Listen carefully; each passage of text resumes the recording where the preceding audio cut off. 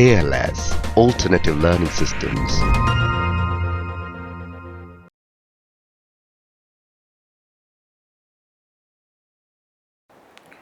Yeah, India-Maldives relations, the latest developments, and this latest developments is linked to the elections which were held in September 2018.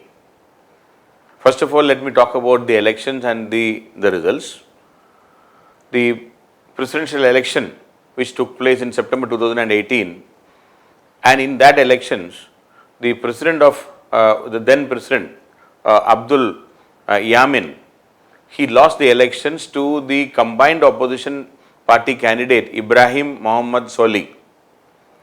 This was after a turbulent 5 years of rule by Yamin, and there are a lot of controversies related to that. He arrested and sent almost every opposition party leader to jail. So the former president Mohammad Nasheed was sent in exile, and the people also participated in the election in large numbers. Almost 90% of the electorate came for voting in this particular election, which was not expected. So because of the kind of the campaign and the pressure which is put on the people, so there was a doubt that whether the whole the electorate will come out and vote, and will they be able to exercise their franchise free and fair. That doubt was also there. But luckily, despite all pressure and all pressure tactics did by the Abdul Yamin, the people came out and they voted in large numbers, and the end result is all to be seen, and he lost the election. And the winner, the Muhammad Saleh, he was Soli. So he was the combined candidate of all the three political parties, even though he predominantly belonged to the Maldivian Democratic Party, MDP, the party of Mohammad Nasheed, the former president, then Jamhuriya Party and the Adalat Party. All the three parties, opposition parties, combined together to have one candidate in Soli, and Soli won the election. And whereas the president, Abdullah Yamin, so he was the he was the candidate from the government side, and he was acting like a dictator, and nobody thought there will be a free and fair election in the first place. So that is how the elections were held, and ultimately the Yamin lost the election. And if you look at the history of Maldives after 2012, in 2012 the then president Mohammad Nasheed was thrown out, ousted by a silent coup, military coup. That is how he was removed. Then this Yamin came to power in 2012. Then he conducted a controversial election in 2013, and he won the election. And then during the Yamin's presidency, he allowed Islamic radicals to come into the forefront, and he allowed them to have a free run in the country. And also he allowed the radicals from Saudi Arabia and all to have their say in their day-to-day affairs. That is number one. And the other big thing he had done is he had freely allowed China to play a very crucial role in the Maldives and the Maldivian development, which was not to the liking of India.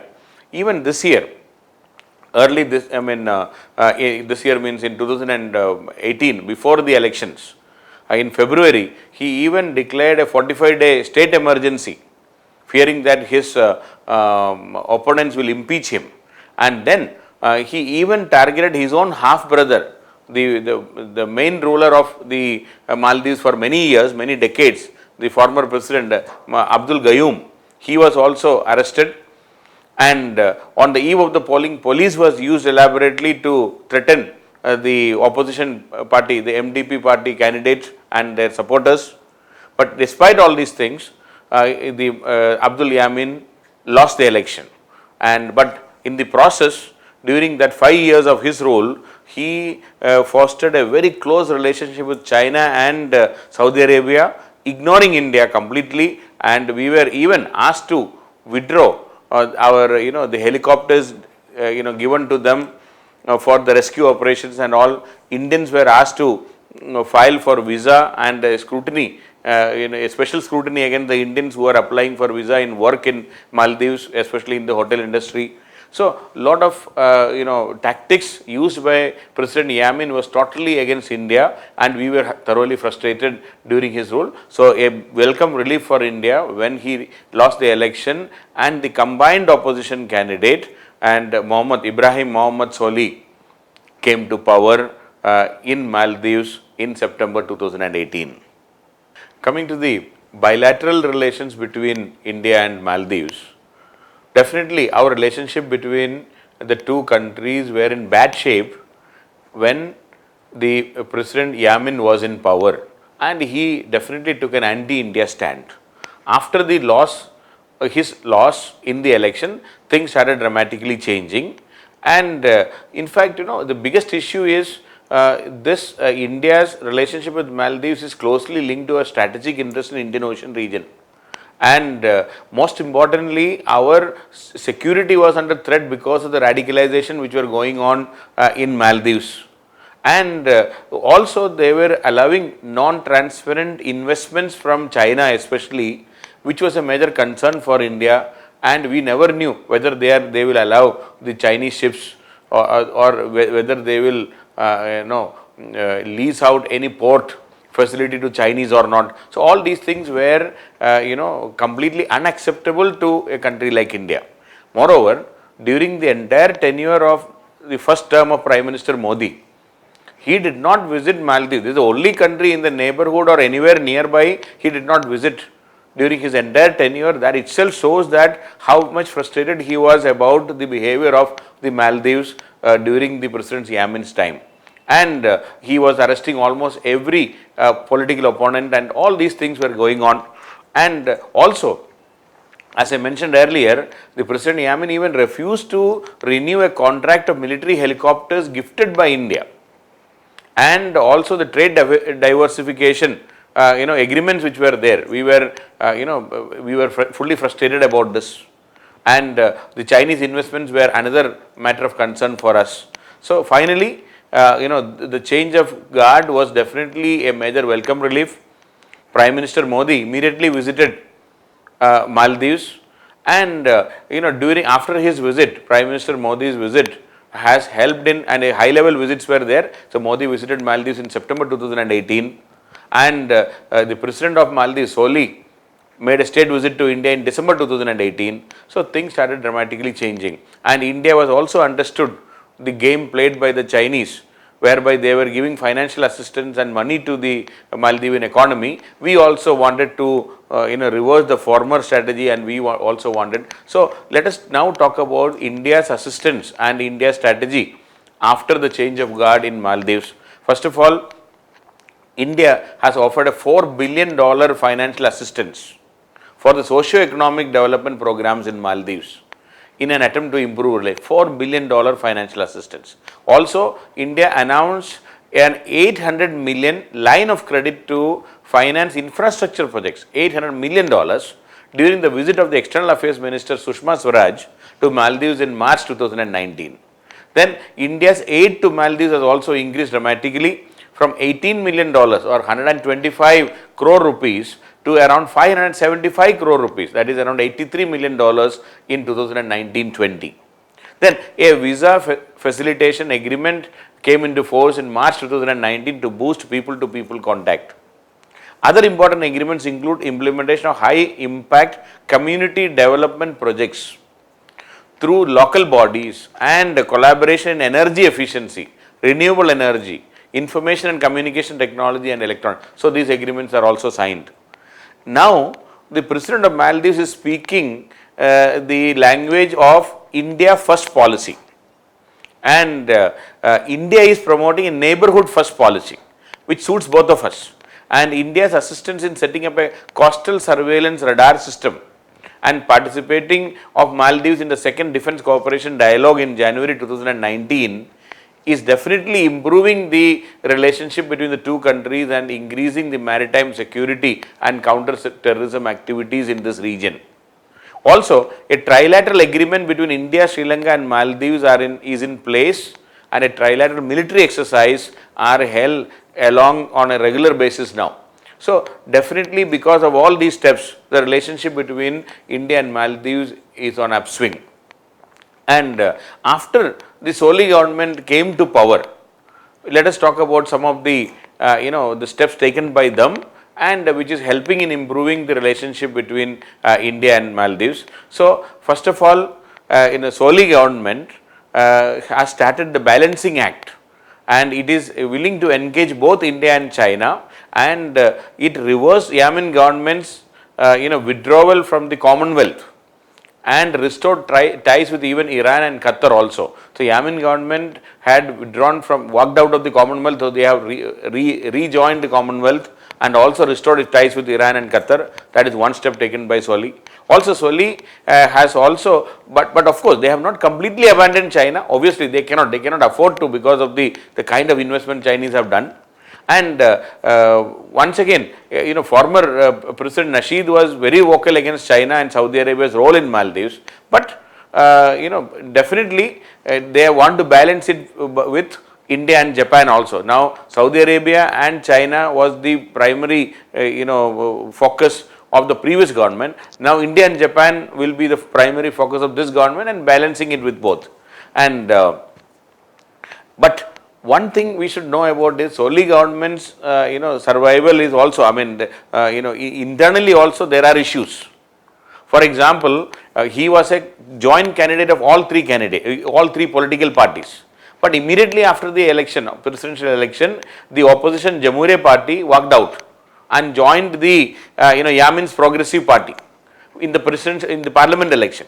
But in the parliament election, the President Soli's party had a landslide victory. And that fear is taken care right now. So there are political issues. They cannot ignore China that easily, no doubt regarding this. And they cannot ignore Saudi Arabia also, because radicalization and all, and it's a matter of religion, so it will not be that easy for them to completely turn a blind eye on countries like Saudi Arabia and the religion issues. But definitely a balancing act is happening in Maldives right now. Even India has learned it in a bitter way, that we should deal with these smaller neighbors much more carefully, otherwise we can be in deep trouble. So we have also learned. Now the next question asked is, what needs to be done? See, definitely some steps are to be taken, and we need to be very careful about smaller neighbors like Maldives. First of all, to achieve great results, both countries need to enhance their regional cooperation, especially by using the common platforms like SAARC, Indian Ocean Rim Association, then Indian Ocean Naval Symposium, etc. But unfortunately, as far as SAARC is concerned, South Asian Association for Regional Cooperation, because of the India-Pakistan tension, nothing is happening, as we all know very well.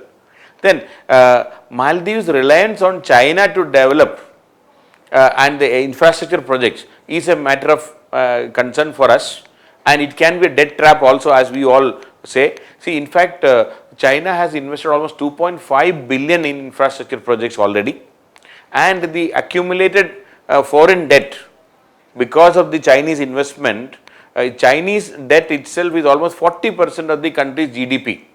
See, country's GDP, Maldives GDP is only around $4.8 billion in 2017, and $2.5 billion infrastructure project means almost 40% of the GDP is Chinese infrastructure, the soft loan given by China, we can say. So it's a matter of concern for both Maldives as well as India.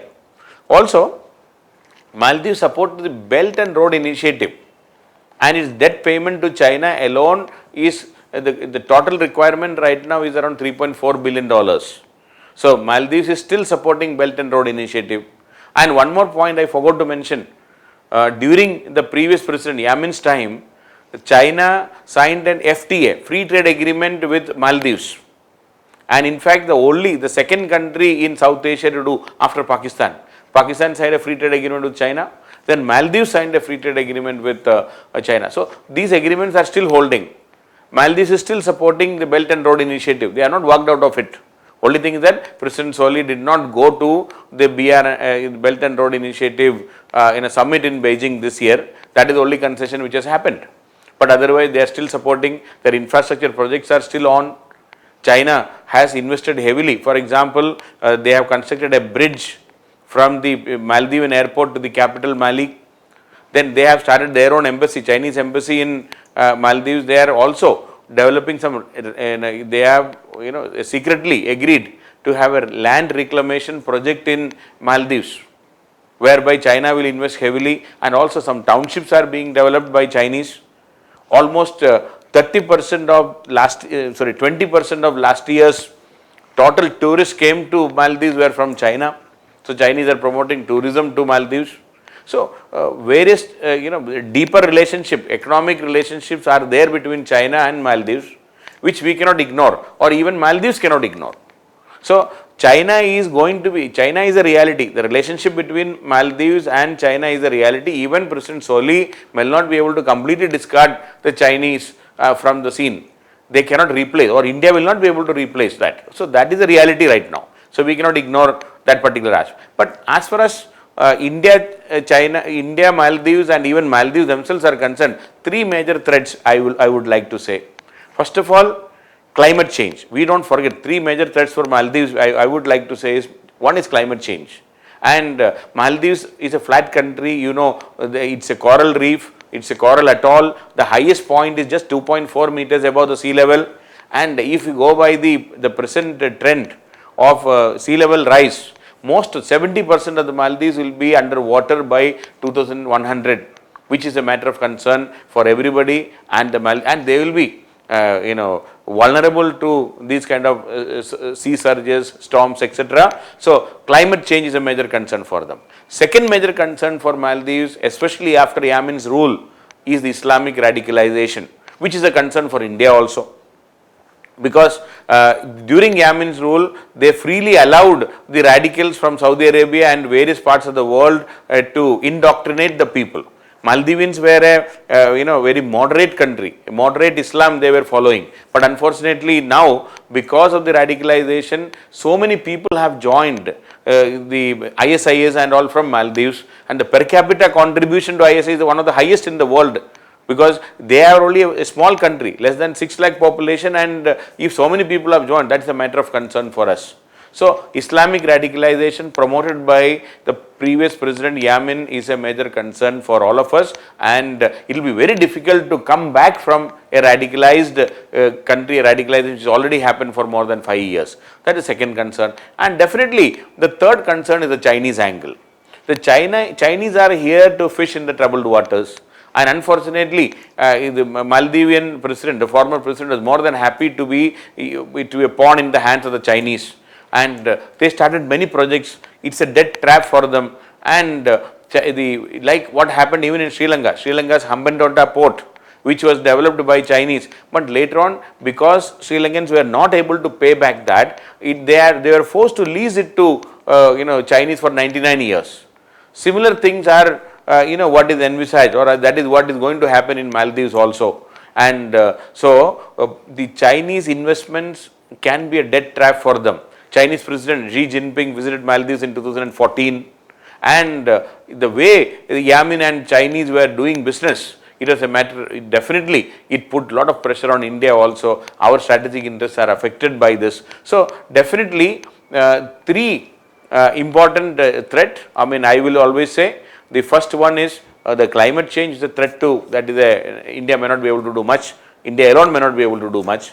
Number two, Islamic radicalization, it's a creation of the previous president, and the Chinese debt trap, again it's a creation of the previous president, and the Maldivians are definitely in trouble. So in conclusion, if you look at, and a final analysis, yes, it is true that President Yamin has been thrown out, and Mohammad Soli has come to power, but we should not expect him to completely fade away, because these kind of people have a lot of money during their presidential term. Definitely they might amass a lot of wealth. They will use it to destabilize an elected government. That chance cannot be ruled out. And opposition was united during the election time. Immediately after the election, the unity has gone. But the Maldivian Democratic Party managed to win the the parliament election smoothly, that is fine, but still if opposition gets disunited, or rather the present ruling and the rest of the opponents of Yamin if disunited, there is a chance of Yamin taking advantage of the situation. We cannot rule out. That is second point. And third point I would like to add here is the democratic institutions were completely weakened by the previous president, and now the new president will have to really put in that extra effort to strengthen the democratic institutions, and if it is not strengthened, the democracy will be in danger in this country in the coming years. So that is the third point. And the fourth point is China is not going to go away. They will wait, they will buy time, because they have money, and any dictator or any such leaders will be tempted to deal with them. So even now, the kind of investment Chinese have already done, now the president will be under pressure to pay back that. So naturally, he will have to deal with the Chinese. So Chinese are not going to go away. Only thing is that a temporarily Chinese marching has been halted because of the change in government and India's effort, that we can say. And there is a favorable outcome because of the new government for India. India should seize this opportunity and try to build a solid relationship with the people of Maldives, so that in future also, if such things happen in our neighborhood, especially in Maldives, we will be able to deal in a better fashion if people are with us. So India should invest in the socio-economic development of the people, and our relationship, our interest should be in the people's development, not the interest in the leadership. Our interest should be people should have faith in us. So we should be able to cultivate good relations with the people. And one big lesson if India has to learn, that India's neighbors, if there will be problems in the neighborhood, India will have to consistently invest in our neighborhood. It is not just about the money. We should respect them. We should treat them as independent countries. And if we are not giving their due share, if we are not treating them as sovereign and independent countries, they will fall very easily in the hands of the vested interests like China and Pakistan in future. So we have to be extremely careful. We have to build solid relationship, long-term relationship. We should always talk about a combined growth, or rather a united prosperity in this region. And for this, India should revisit our policy on SAARC. SAARC was a great platform to help our neighborhood to grow. There is a limit in our bilateral relationship. So SAARC as a platform should be revived. It's true, we have problems with Pakistan, but we should be seeing a larger South Asia beyond Pakistan. We are myopic by only SAARC we are unfortunately equating SAARC with Pakistan. In fact, SAARC is much bigger than Pakistan. SAARC as a platform will help us in dealing with smaller neighbors like Maldives, Sri Lanka, Bangladesh, Nepal, Bhutan, even Myanmar. So we should think something much beyond. We should have a larger vision, and we should not be tied down by Pakistan alone. And this is a wonderful opportunity in Maldives. We should utilize this right now to build a solid relationship, so that China can be checkmated forever, and otherwise Chinese will take advantage of the situation. We have to be extremely careful in this.